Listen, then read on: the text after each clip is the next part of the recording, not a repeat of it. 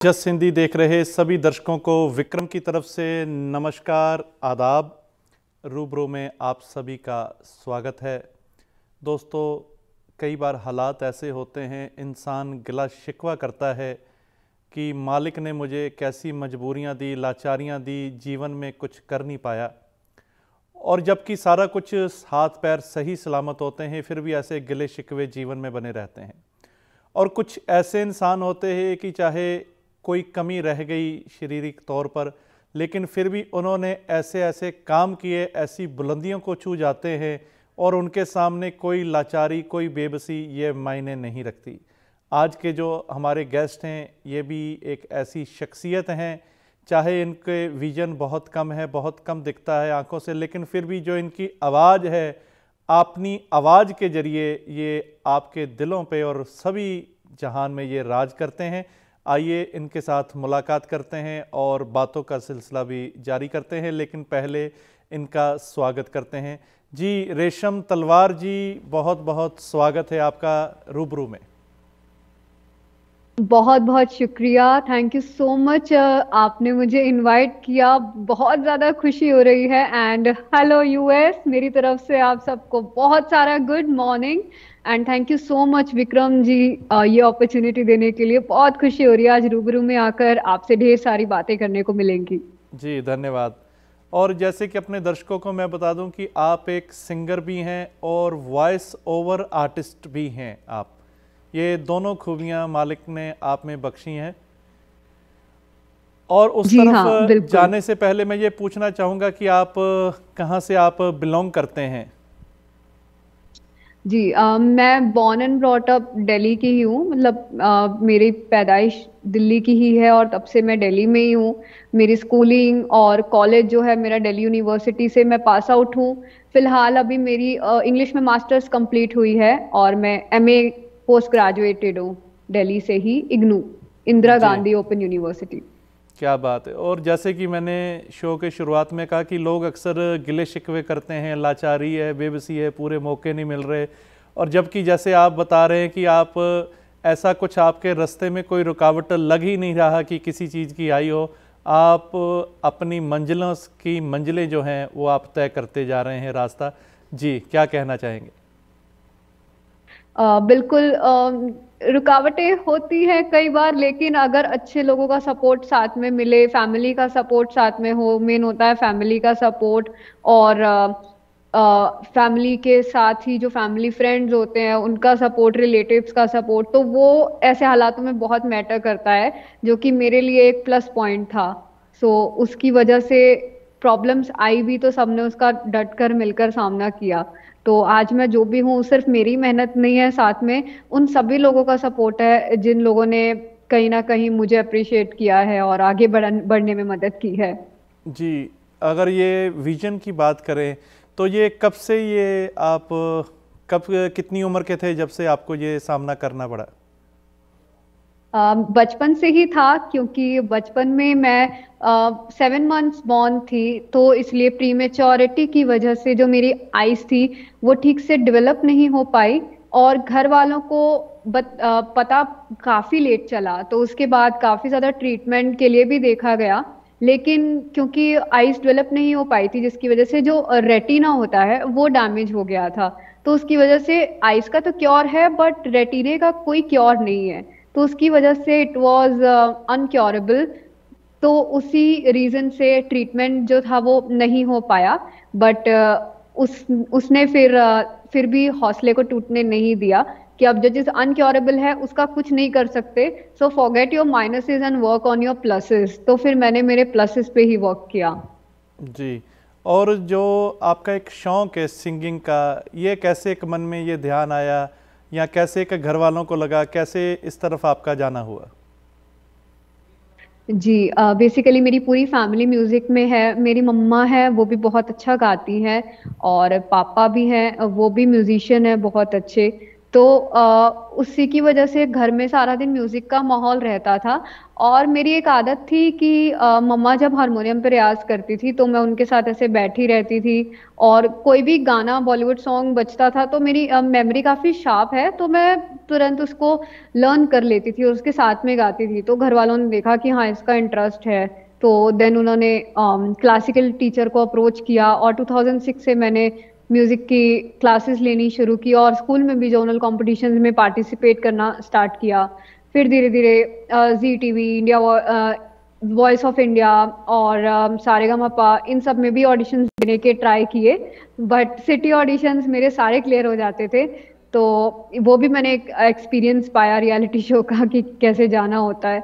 बाकी side by side अभी जो है वो मैं मेरे खुद के कवर सॉन्ग्स बनाती हूँ। स्टूडियोज में जैसे कंपनीज के लिए जिंगल्स वगैरह गाती हूँ, लाइक रेडियो जिंगल्स हो गए, वुमेन एम्पावरमेंट के जिंगल्स हो गए, वो सब मैं गाती हूँ। तो ये चल रहा है जर्नी। जी रेशम जी, मैं चाहूँगा कि बातों का सिलसिला तो आपसे जारी यूं ही रहेगा, लेकिन हमारे दर्शकों को आप जरूर कुछ सुनाइए। जी जी, मैं बहुत प्यारा सुनाती हूँ और ये मेरा काफी फेवरेट गाना है कि मेरी आवाज ही पहचान है अगर याद रहे। तो मैं ये वाला सुनाती हूँ। जी। वक्त की सितम कम हंसी नहीं, आज है यहाँ मगर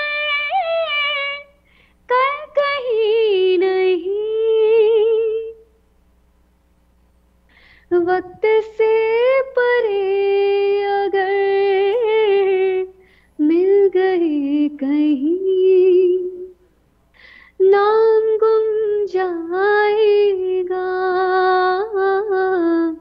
चेहरा ये बदल जाएगा। मेरी आवाज ही पहचान है, गर याद रहे हो नाम गुम जाएगा, चेहरा ये बदल जाएगा।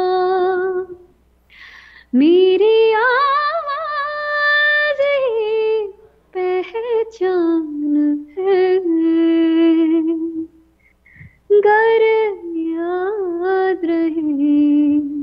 Thank you so much. वाह वाह, बहुत खूब बहुत खूब रेशम जी। ऐसे लग रहा है आपको सुन के कि जैसे एक शहद घुली होती है, बिल्कुल वैसी एक बिल्कुल फ्लॉलेस जैसे सिंगिंग होती है, और मिठास भी भगवान ने आपकी आवाज़ में बाखूबी बख्शी है।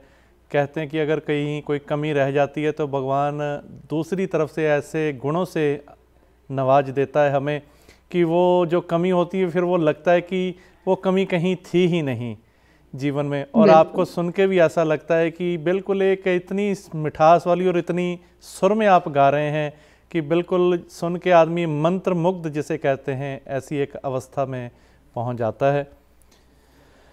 और बहुत शुक्रिया जी, जैसे फिर आपने कहा कि आपने सीखना जो है स्टार्ट किया, तो सीखने में फिर कैसी कोई दिक्कत आई? कैसे आपने वो सारा कुछ जो लिखना होता है, पढ़ना, वो कैसे आपने एक जीवन में उस चीज़ को आपने सीखा? बेसिकली जो हमारी पढ़ाई होती है वो एज ऑल नो कि ब्रेल में होती है, तो जितनी भी लिखना और पढ़ना होता है जी। तो ब्रेल स्क्रिप्ट होती है जो डॉट्स वाली, उसमें होती है। सो उसमें यहाँ पे पहले तो क्योंकि तभी इंटरनेट नहीं होता था 1999 2000 के एरा में, तो उसकी वजह से जो मेरी फैमिली थी तो वो लोग स्कूल्स ढूंढते थे कि कहाँ पे स्पेशल एजुकेशन दी जाती है बच्चों को। तो उनको फाइनली जाके स्कूल मिला अराउंड 2003 में, which is national association for the blind. तो वहाँ पे ब्रेल सिखाई जाती थी और फिर बच्चों को ब्रेल में ट्रेन करके उनको, जो नॉर्मल स्कूल्स होते हैं, प्राइवेट स्कूल्स या गवर्नमेंट स्कूल्स, पब्लिक स्कूल्स, उनमें बच्चों को भेजा जाता था आगे उनकी फर्दर स्टडीज के लिए। तो वहाँ पे मैंने ब्रेल सीखी एंड मेरे साथ साथ मेरी मम्मी ने भी ब्रेल सीखी, क्योंकि नॉर्मल स्कूल्स में जो बाकी जो टीचर्स होते हैं तो उनको तो वो ब्रेल लैंग्वेज आती नहीं है, तो जो भी मैंने लिखा है तो वो कैसे रीड करेंगे, असाइनमेंट्स हो गए या टेस्ट हो गए या मेरा डेली का होमवर्क हो गया। जी। तो मेरी जो मदर है वो जो थी, उन्होंने भी मेरे साथ ब्रेल स्क्रिप्ट सीखी, और वो जो जो भी मैं ब्रेल में लिखती थी उसको वो प्रिंट लैंग्वेज में पेन से ट्रांसलेट करके वही वही सेम चीज नीचे लिखती थी, जिससे कि चेकर को चेक करने में आसानी हो सके। और एग्जाम्स में मुझे राइटर दिया जाता था, मैं बोलती थी और वो लिखते थे। तो कॉलेज में भी इवन पोस्ट ग्रेजुएशन तक भी मैं राइटर यूज करती हूँ। आजकल तो बड़ी फैसिलिटीज आ गई हैं कि हम कंप्यूटर से डायरेक्ट पढ़ सकते हैं, और बुक्स की भी इतनी ज्यादा नहीं होती। बट पहले जो होती थी, जो नॉर्मल बुक्स होती हैं, उनको मेरी मम्मी, मेरे घर से जो है उस स्कूल का डिस्टेंस अराउंड 2 से ढाई घंटे का डिस्टेंस है। तो तब मेरी मम्मी जाया करती थी समर वेकेशंस में मेरी बुक्स को वहां पे ब्रेल लैंग्वेज में प्रिंट होने के लिए देने।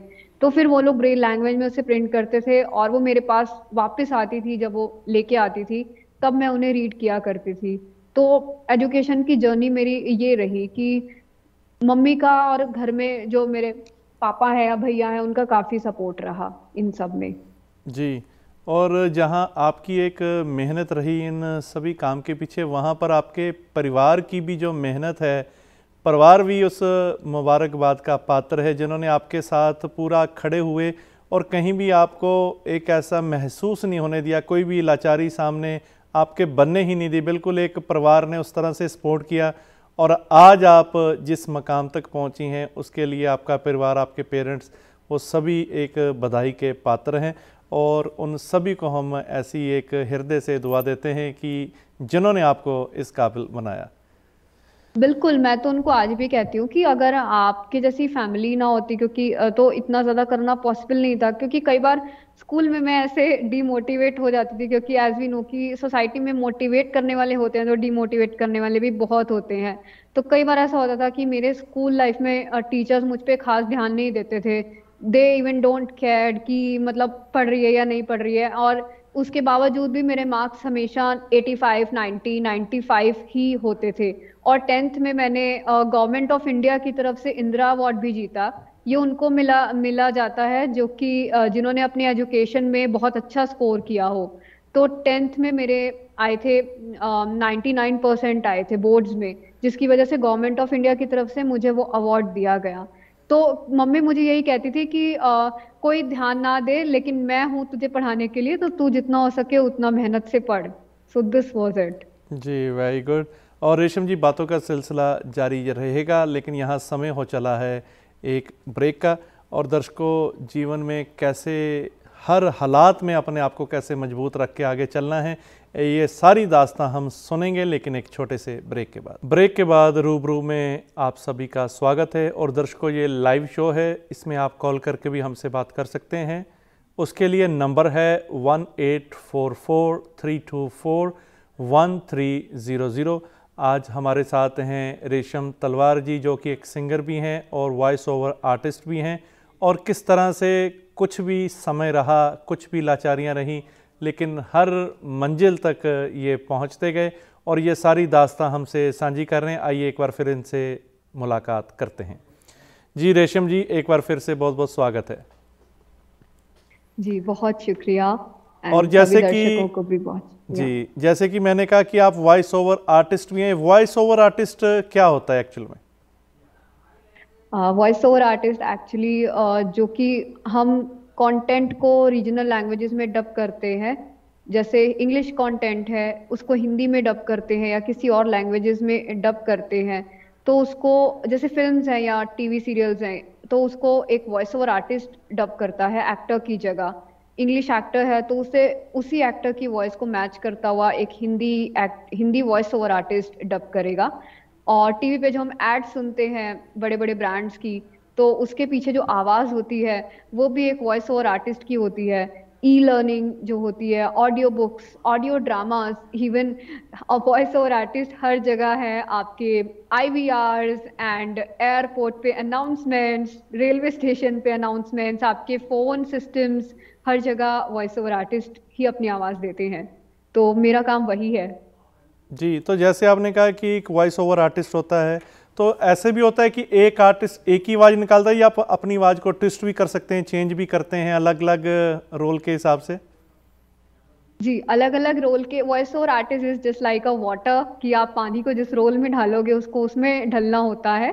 सो बेसिकली वॉइस मॉड्यूलेशन तब काम आती है जब हम मूवीज के लिए डब करते हैं या एनिमेशन शोज के लिए डब करते हैं। अमेरिका में एक बहुत ही पॉपुलर फ्रेंचाइजी है फनीमेशन, वो ये कंटेंट एंड डबिंग वगैरह वो ये सब करते हैं काफी। सो मेरा जहाँ तक सवाल है तो मैं टीनेजर और यंग किड की भी वॉइस निकाल सकती हूँ। सो ये सब है। ज्यादातर जो मेरा काम होता है वो मेरा काम होता है कमर्शियल्स एंड एडवर्टाइजिंग में और ई लर्निंग वगैरह में, जैसे कोर्सेज होते हैं काफी बड़े बड़े कंपनीज के। तो आजकल लोग क्या है ना कि इतने बड़े बड़े कोर्सेज पढ़ना नहीं चाहते, तो वो चाहते हैं कि बस कोई उन्हें बता दे और वो सीधा सुन ले। तो कंपनीज जो होती हैं वो उनको डब कराती हैं लाइक ई लर्निंग प्रोजेक्ट्स। सो वो पढ़ने वाला काम हमारा होता है, हम उसे डब करते हैं। जी, तो कुछ आप हमारे दर्शकों को सुनाइए, कैसे आप अपनी आवाज़ को चेंज ओवर करते हैं, किस तरह से करते हैं? जी जी जरूर।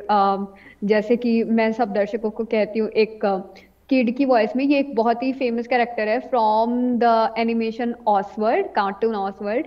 सो ये ऐसे बोलती है डेजी की, हेलो सबको, मेरा नाम है डेजी और आप देख रहे हैं जस्ट टीवी। ऐसे ही देखते रहिए जस्ट टीवी। एक और कैरेक्टर है, वो है बहुत ही फेमस एनिमेशन शो है जापान का, it's Doraemon.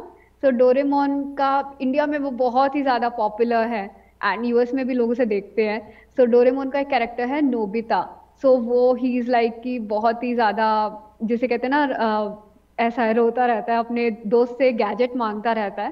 So he is like, Doraemon please मेरी मदद करो ना डोरेमोन, देखो ना डोरेमोन, जान और सुनियो मुझे बहुत परेशान करते हैं। तो ये this is the character from that animation. So मैंने गर्ल की भी वॉइस निकाली और बॉय की भी वॉइस निकाली, और ये मेरी नॉर्मल वॉइस है। अब जैसे इसमें अगर मैं जस्ट टीवी का कोई प्रोमो बनाती हूँ, सो मैं ऐसे करूंगी उसको ट्विस्ट की, आप देख रहे हैं रूबरू जस्ट टीवी पर विक्रम के साथ। सो ये क्या काम होता बात है है, हमारा क्या बात है! बेसिकली। Beautiful, beautiful.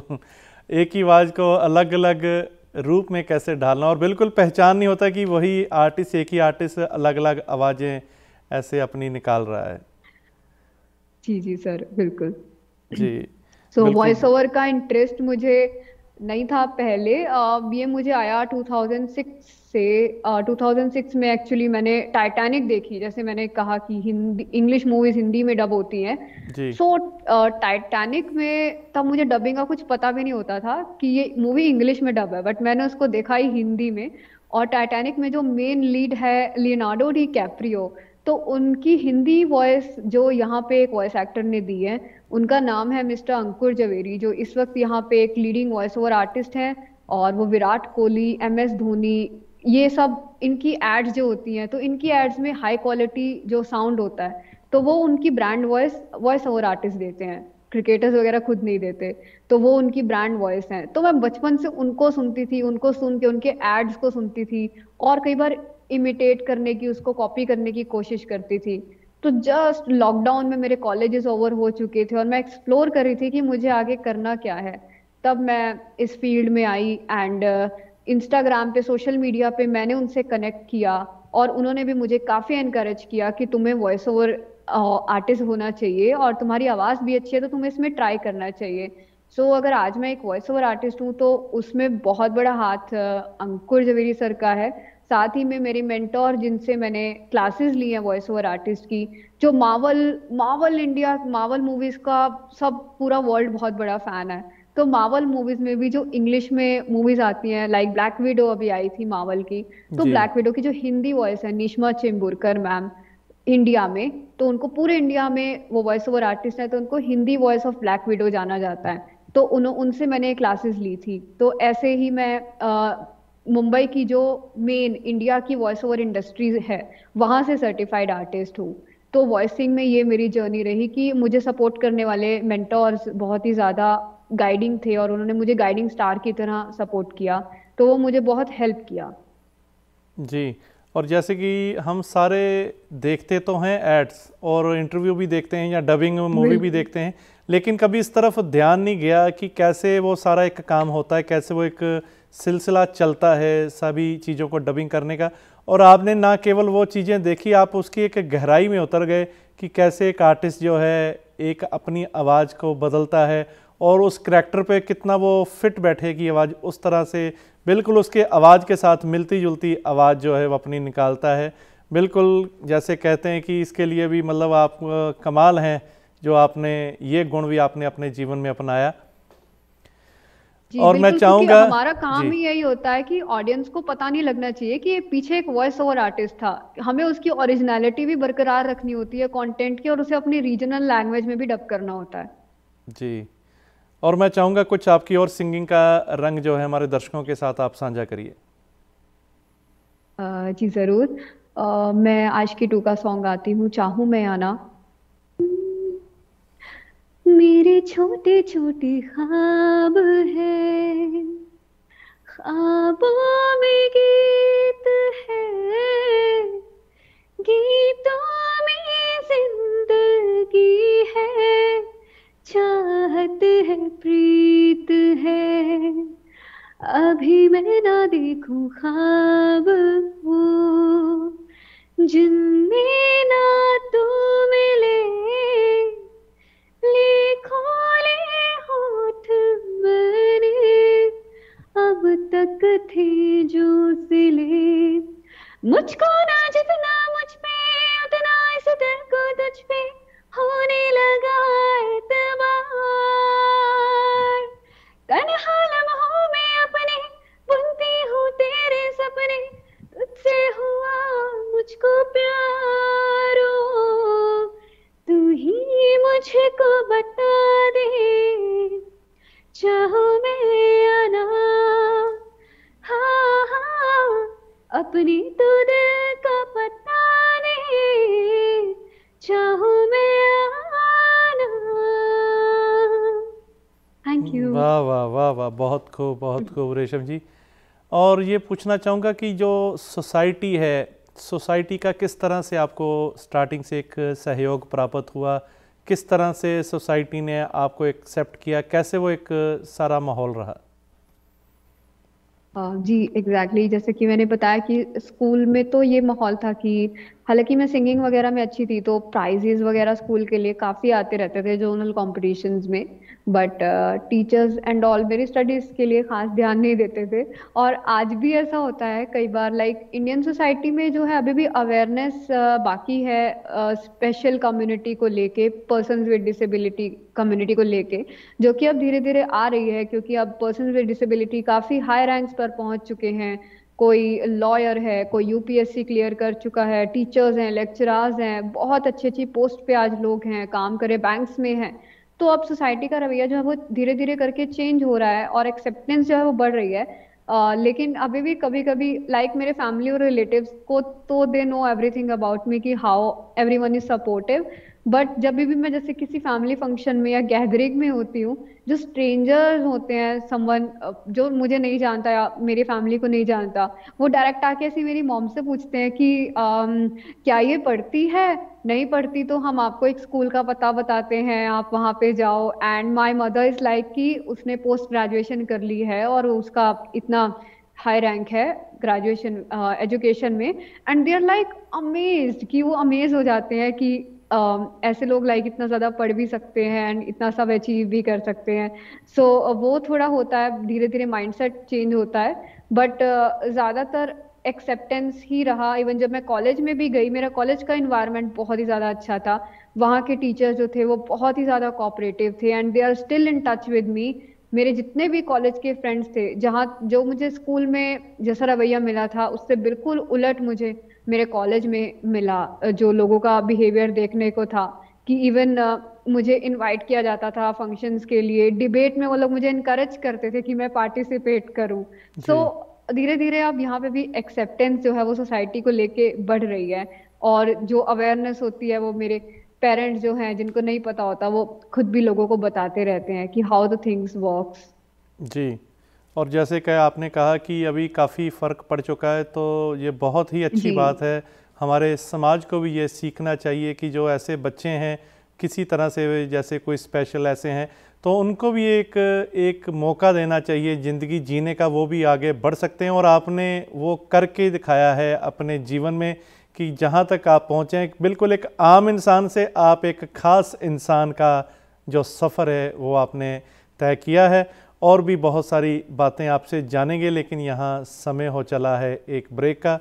और दर्शकों, ये बातें जो होती हैं जीवन में बहुत एक असर रखती हैं कि कैसे एक ऐसे जीवन में स्ट्रगल करके भी यहाँ तक इंसान पहुँच सकता है। ये सारी और जानकारी लेंगे, लेकिन एक छोटे से ब्रेक के बाद। हमारे साथ हैं रेशम तलवार जी, जो कि एक सिंगर भी हैं और एक वॉइस ओवर आर्टिस्ट भी हैं, और कैसे एक डिसेबिलिटी होते हुए भी उन्होंने इस चीज़ को अपने रास्ते में नहीं आने दिया और बुलंदियों को उन्होंने छुआ। उनसे बात करते हैं। और दर्शकों, ये लाइव शो, इसमें आप कॉल भी कर सकते हैं बात करने के लिए, जिसके लिए नंबर है 1844324130। जी रेशम जी, एक बार फिर से बहुत बहुत स्वागत है आपका। बहुत बहुत शुक्रिया। तो कोई भी अगर हमने फील्ड जब चुनते हैं, स्पेशली सिंगिंग की फील्ड है जैसे आपने चुना इस फील्ड को, और स्ट्रगल तो काफ़ी करनी पड़ती है क्योंकि जो मंजिल है वो आसानी से नहीं मिलती। तो आपके रास्ते में कौन कौन सी ऐसे स्ट्रगल के रास्ते में रुकावटें आई, या कैसे आपका एक स्ट्रगल टाइम रहा? जी, वो तो स्ट्रगल टाइम रहता ही है। एंड सिंगिंग में कई बार होता है, जैसे शोज वगैरह होते हैं तो लेट नाइट शोज होते हैं, एंड दूर दूर काफ़ी ट्रैवल करना पड़ता है, तो उसकी वजह से थोड़ा ट्रैवलिंग में इश्यूज आते हैं, या स्टूडियो में रिकॉर्डिंग करने जाना होता है, कभी जिंगल वगैरह की या सॉन्ग वगैरह की, तो लेके जाना एंड ऑल। तो ज़्यादातर जो है वो मेरी फैमिली मेरे साथ में जाती हैं, और वो लोग हमेशा सपोर्ट करते हैं जाने में। और कई बार क्या होता है कि जब जैसे यहाँ पे ऐसा होता है कि मतलब कई बार जैसे मैं जाती हूँ, लोगों से मिलती हूँ, so in my first impression they think, ऐसा हुआ था एक स्टूडियो में मैं गई थी, तो उनको लगा कि यार मतलब दे थॉट कि पता नहीं कैसा जाएगा मेरा परफॉर्मेंस, कि क्योंकि ये विजन का थोड़ा इशू है, तो पता नहीं कोप अप कर पाएगी या नहीं। एंड व्हाट हैपेंड वाज कि उससे पहले दे वर ट्रीटिंग मी लाइक कैजुअली, लेकिन जब मैंने जैसे ही मेरा सॉन्ग गाना स्टार्ट किया, दे वर अमेज्ड विद माय वोकल्स। और उसके बाद उन्होंने इवन जो बाकी लोग थे उनसे ज़्यादा पहले मैंने अपना कवर कर लिया था। और इवन सिंगिंग और वॉइस ओवर में भी मेरी ये खास बात रही है, which is I am thankful to God, कि जितना बाकी लोग टाइम लेते हैं कवर करने में, मैं उससे जल्दी कवर कर लेती हूँ। जो मेरा फर्स्ट सॉन्ग था, मैंने एक स्क्रैच गाया था when I was in 12th standard, it was around 2015, 14-15 की बात होगी। तो तब मैंने, वो मेरा पहला स्टूडियो एक्सपीरियंस था, और उस पहले स्टूडियो एक्सपीरियंस में मैंने 2 जिंगल्स जो थे, 2 कमर्शियल्स सिंगिंग के, वो मैंने मात्र 20 मिनट में कंप्लीट कर दिए थे। Only in 20 minutes I completed them. क्या बात है। और जाने में दिक्कत, ट्रैवलिंग में थोड़े इश्यूज होते हैं, लेकिन क्योंकि फैमिली का सपोर्ट है तो वो भी काफी सारे हट जाते हैं। तो मेन बात वही है कि समटाइम्स पीपल जज यू विद योर अपीयरेंसेस, कि आप दिखते कैसे हो, आपका जो दिखना है वो अपीयरेंस वो मैटर करती है। लेकिन अगर मौका देते हैं टैलेंट दिखाने का, सो टैलेंट दिखाने का मौका दीजिए। जस्ट डोंट जज someone like with their appearances. So this is what I want to say to all the world. जैसे आपने स्टार्टिंग में वो पहला सॉन्ग गाया कि मेरी आवाज़ ही पहचान है, घर याद रहे, बिल्कुल एक वैसा ही एक वो नज़रिया आपका है कि जब पहले मेरी आवाज़ सुनिए फिर आप मुझे जो है आप याद रखेंगे। और ऐसा ही हो रहा है कि जिसने भी आपकी आवाज़ को सुना वो आपकी आवाज़ का, आपके स्वरों का कायल हो गया। जी।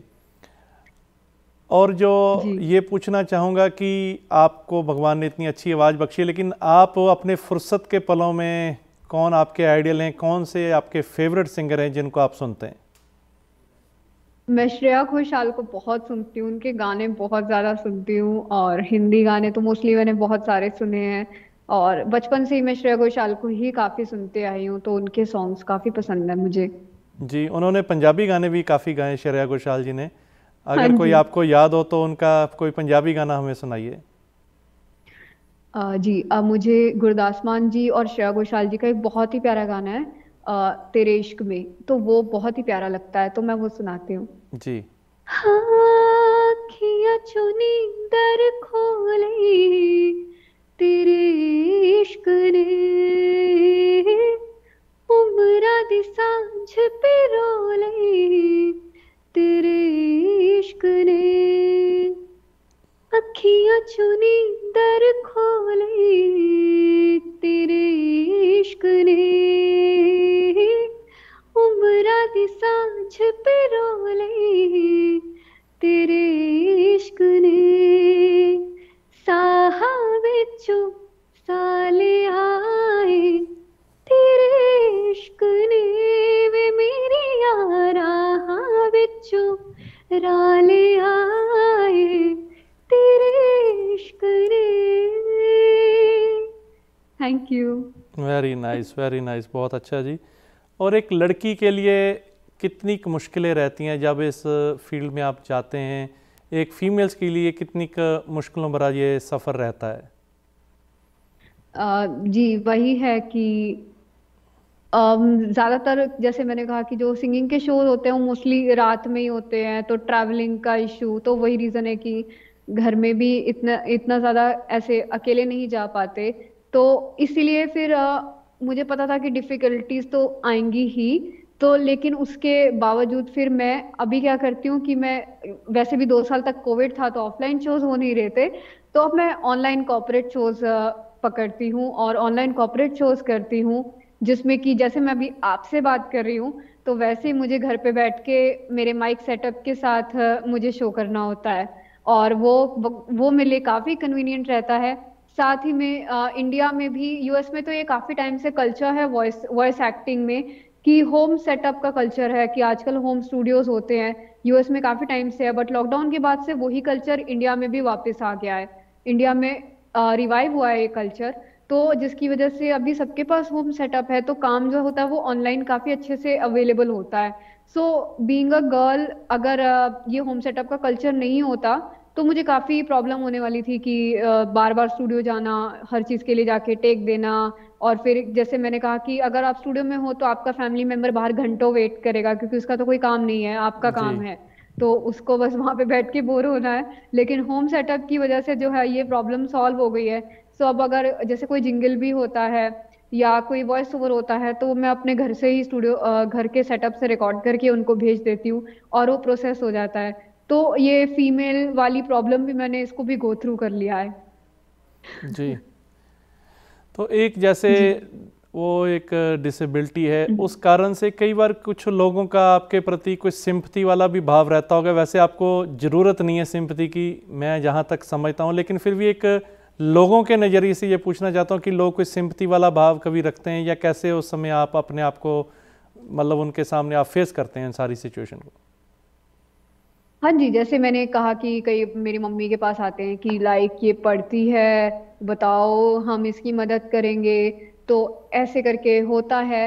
एंड एक बार बहुत ही स्ट्रेंज हुआ था, मैं किसी फैमिली फंक्शन में थी एंड वहाँ पे एक लेडी आई एंड शी वाज लाइक कि बहुत ही ज़्यादा सिंपथाइज करके, and she was like oh बेचारी ऐसे है एंड ऑल, ऐसे करके she was doing, and then उसके बाद फिर मेरी मम्मी जो होती है और मैं, तो फिर मैंने बोला कि हमने उनको अवेयर किया कि नहीं ऐसा नहीं है, मैं अपने में बहुत ही ज़्यादा मेरी एजुकेशन भी कंप्लीट है, तो आप ऐसा मत सोचो, मन में ऐसा मत लाओ कि वो बेचारी ऐसा कैसे करेगी, कैसे मैनेज करती होगी, तो ऐसा नहीं है। तो जब भी ऐसा सिंपैथी वाले भाव आते हैं तो हम लोगों को अपने एंड से अवेयर करते हैं, उनको अच्छे से उनसे बात करते हैं, उनको बताते हैं पूरा कि क्या स्ट्रक्चर होता है, और जैसे मेरी फैमिली ने फॉलो किया है, इवन मुझे देख के, मेरी फैमिली को देख के 2-3 पापा के फ्रेंड्स में भी हैं जिनके बच्चों को विजन का इशू है, तो वो लोग सीधा मेरी मम्मी का ही नंबर देते हैं कि उन्होंने अपनी बेटी को जैसे अपब्रिंग किया है वो आपको जितने अच्छे से गाइड करेंगे और कोई नहीं गाइड कर पाएगा। तो अभी धीरे धीरे लोगों में ये चेंजेस आ रहे हैं मेरे आसपास के। जी जी बिल्कुल, जैसे मैंने कहा कि कोई ऐसा भाव दिख ही नहीं रहा दूर दूर तक कहीं को आपको ज़रूरत है, क्योंकि जैसे आपने वो वर्ड बताया कि लोग यूज़ करते हैं बेचारी, बेचारी का असल में मतलब क्या? होता है जिसके पास कोई चारा ना हो, जबकि आपके पास तो इतने गुण मालिक ने बख्शे हैं, आपके पास तो चारे ही चारे हैं, हर तरफ जहां आप देखेंगे अपॉर्चुनिटीज़ हैं हर तरफ आपके लिए, और कोई ऐसी बात कहीं पर है नहीं। जी मैं चाहूँगा कि कुछ और भी अपनी आवाज़ में हमारे व्यूअर्स के साथ आप साझा करिए। बिल्कुल। तो जैसे आपने अपॉर्चुनिटीज की बात की, तो इधर जो लोकल, बहुत बड़ा लोकल न्यूज़पेपर है दिल्ली का, पंजाब केसरी, मैंने उनके लिए परफॉर्म किया हुआ है, और मैंने उनके कट्स भी शेयर किए थे, जो न्यूज़पेपर क्लिपिंग्स, और साथ में इंडिया टुडे इधर न्यूज़पेपर जी बेहतर इंडिया एनजीओ है, उनके लिए मैंने परफॉर्म किया है। और आपकी रेशम जी शायद वो वायर निकल गई ऑडियो की। जी, मैं ये कह रही थी कि बेहतर इंडिया एनजीओज हैं और सक्षम एनजीओ है, तो उनके लिए परफॉर्म किया है। सो अपॉर्चुनिटीज की कमी नहीं है, क्योंकि अगर हुनर है तो जैसे आप हैं, आपने मुझे आज मौका दिया, ऐसे ही हुनर को देखकर और लोग भी मौका देते रहते हैं। तो वो कहते हैं कि जिसके साथ लाइक अगर दुनिया थोड़ा सा ऐसे बिहेव करती है तो उसके साथ भगवान जरूर होता है। और जो मेरे पापा के फैमिली फ्रेंड है, हमारे बहुत अच्छे फैमिली फ्रेंड सतनाम अंकल, उन्होंने, वो मुझे बहुत अप्रिशिएट करते हैं। मतलब वो यूएस में है, लेकिन जब भी उनका कॉल आता है वो सबसे पहले मेरा पूछते हैं और वो आपका रेफरेंस भी उन्होंने दिया। तो सपोर्ट करने वाले बहुत लोग हैं, तो वो ही है जो मुझे आगे बढ़ने के लिए बहुत ज़्यादा एनकरेज करता है। जी, और रेशम जी यहाँ फिर समय हो चला है एक ब्रेक का, और बहुत सारी आपके सिंगिंग भी सुनेंगे और बातें भी आपसे करेंगे, लेकिन एक छोटे से ब्रेक के बाद। और दर्शकों, एक मजबूती की ऐसी मिसाल हमें देखने को मिल रही है, जिन्होंने किसी भी हालातों को अपने सामने एक पहाड़ नहीं बनने दिया, हर पहाड़ को चीरते हुए जीवन में आगे बढ़ते चले गए। आइए एक ब्रेक के बाद और भी इनसे बात करेंगे। आपका रूबरू में स्वागत है। अगर हौसले बुलंद हो, दिल में कुछ कर गुजरने का जज्बा हो, हालात चाहे कैसे भी हों, वो मुश्किलें हमारे सामने आ नहीं सकती। इसी की जीती जागती मिसाल आज हमारे साथ हैं रेशम तलवार जी, जो कि चाहे विजन डिसेबिलिटी होने के बावजूद भी रुकी नहीं, और ऐसी ऐसी अचीवमेंट्स को उन्होंने पाया जो कि एक आम इंसान की सोच से हद से पार की बात है। आइए एक बार फिर इनसे मुलाकात करते हैं। जी रेशम जी, बहुत बहुत स्वागत है एक बार फिर आपका। जी बहुत बहुत शुक्रिया प्यारा इंट्रोडक्शन के लिए। और रेशम जी, मैं ये पूछना चाहूँगा कि आपकी क्या क्या अचीवमेंट्स हैं रही हैं, क्या क्या आप कर चुके हैं अभी तक? हाँ जी, तो अभी तो मैंने 10th में अपनी एजुकेशन में इंदिरा अवार्ड विन किया गवर्नमेंट ऑफ इंडिया से। पंजाब केसरी से मुझे, जो इधर का लीडिंग न्यूज़पेपर है, वहाँ से मुझे अवार्ड दिया गया। ऑल इंडिया रेडियो में भी मेरे इंटरव्यूज़ जो है वो ब्रॉडकास्ट हो चुके हैं। साथ ही में जो है, मैं अपने शोज जो है वो सिंगिंग शोज कैरियोके के साथ में परफॉर्म करती हूँ, कैरियोके ट्रैक के साथ। तो वो मैं कॉर्पोरेट्स के लिए परफॉर्म करती हूँ, एनजीओज के लिए परफॉर्म करती हूँ। साथ ही में जो मेरा वॉइस ओवर का करियर है, उसमें अभी सेवलॉन इंडिया, सेवलॉन के लिए मैंने प्रोमोज बनाए हैं, और रशियन कंपनी, उनके लिए मैंने ई लर्निंग किया है। यूके के मेरे क्लाइंट्स हैं जिनके लिए मैं ई लर्निंग का वर्क करती हूँ। यूएस के भी क्लाइंट्स हैं, दुबई के क्लाइंट्स हैं, तो उनके लिए मैं वॉइस ओवर का काम करती हूँ प्रोमोज और कमर्शियल्स में। एंड बाकी मुझे मिला है India book of international conference of library records, एक है जो कि इंटरनेशनल बुक ऑफ रिकॉर्ड्स की कैटेगरी में ही आती है। उनकी तरफ से मुझे बेस्ट आरजे का अवार्ड भी दिया गया था, certificate. And I am also certified from Indian voice over industry, जो कि मुंबई में है। तो मुंबई की वॉइस ओवर इंडस्ट्री से भी मैं सर्टिफाइड हूँ। सो ये सब मेरे अचीवमेंट्स हैं थोड़े बहुत। क्या बात है, क्या बात है, आप तो बिल्कुल ऐसे पानी की तरह बोल गए, इतनी अचीवमेंट्स हैं आपकी। तो बहुत अच्छा लगा ये सारा कुछ सुन के, और चाहूँगा कि हमारे दर्शकों को अपनी मधुर आवाज़ में और कुछ सुनाइए।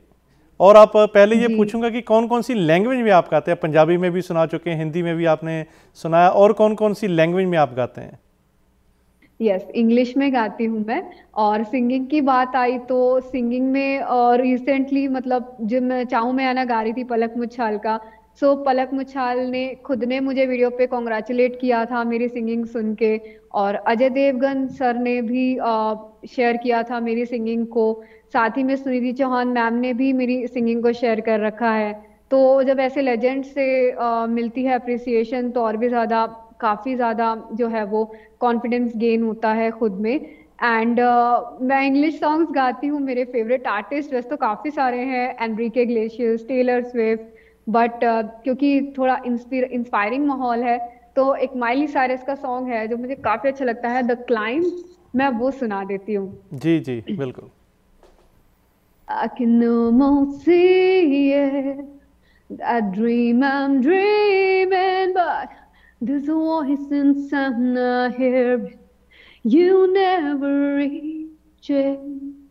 Every step I'm taking, every move I make feels sense but no direction. My fate is shaking, but I gotta keep trying, gotta keep my head held high. There's always gonna be another mountain. I'm always gonna wanna make it move. Always gonna be an uphill battle. Sometimes I'm gonna have to lose. And about how fast I get there. And about what's waiting on the other side.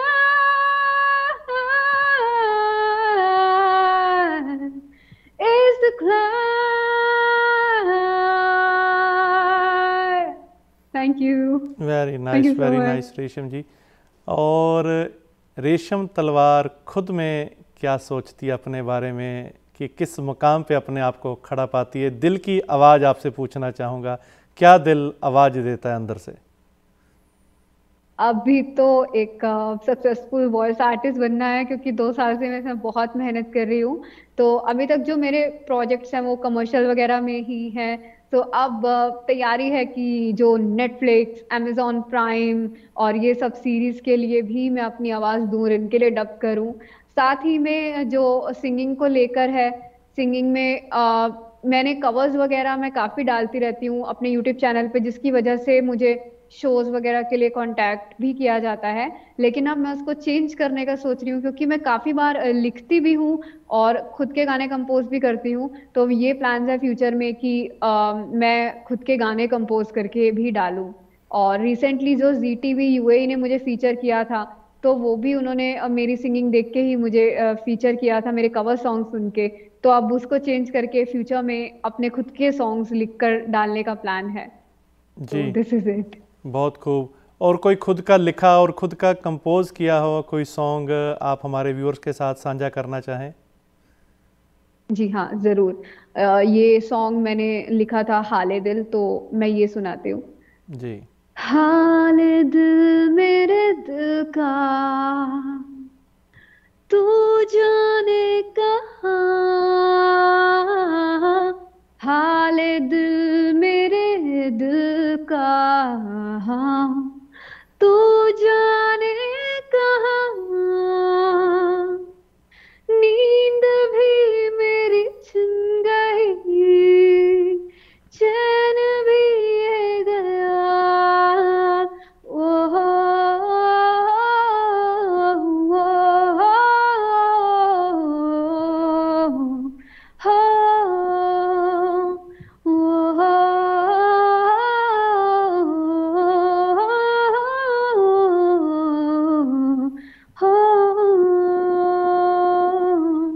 और गाने लिखने से ज्यादा मतलब एक और काम भी है जो मैं करती हूँ, कि जैसे फॉर एग्जाम्पल आपके किसी प्यारे का, किसी लव्ड वन का बर्थडे है, या उनकी वेडिंग है, या उनकी एनिवर्सरी है, तो अगर आप उनको एक कोई स्पेशल अपनी तरफ से उनको पॉडकास्ट गिफ्ट करना चाहते हो, जिसमें उनके लिए उनके बारे में बोला गया हो, उनके उस खास दिन को स्पेशल बनाने के लिए बोला गया हो, तो बस मैं उनकी डिटेल्स लेती हूँ उनके बारे में, और एक अच्छा सा पॉडकास्ट आरजेइंग स्टाइल में मैं उनको प्रेजेंट करती हूँ। क्योंकि मैं आरजे भी हूँ एक रेडियो स्टेशन के लिए, यहाँ पे ऑनलाइन रेडियो स्टेशन है, रेडियो उड़ान, ऑल ओवर द वर्ल्ड सुना जाता है। तो ये मेरी पॉडकास्ट, कस्टमाइज्ड पॉडकास्ट सर्विस भी है जो मैं देती हूँ सबके लिए। जी, तो किस तरह से आप ये पेशकारी करते हैं, कुछ हमारे दर्शकों को आप करके सुनाइए। जी, फॉर एग्जाम्पल जैसे किसी का बर्थडे है, तो मैं जैसे अभी रिसेंटली मैंने एक बेबी थी, 1 ईयर की किड थी, तो उन्होंने अपनी 1 ईयर की किड के लिए पॉडकास्ट बनवाना था, तो उन्होंने मुझे अप्रोच किया, तो मैं ऐसे करती हूँ लाइक, नमस्कार, सत श्री अकाल, आदाब, आप सुन रहे हैं मुझे यानी आपकी अपनी दिल की आवाज आरजे रेशम, और आज है बहुत ही खास दिन क्योंकि आज है हमारी प्यारी वाणी का बर्थडे। इस बर्थडे को आज हम ढेर सारा एंजॉय करने वाले हैं वाणी के साथ, तो मिलते हैं आज की पार्टी में। करना है आपको खूब सारी मस्ती, एंजॉय एंड फन।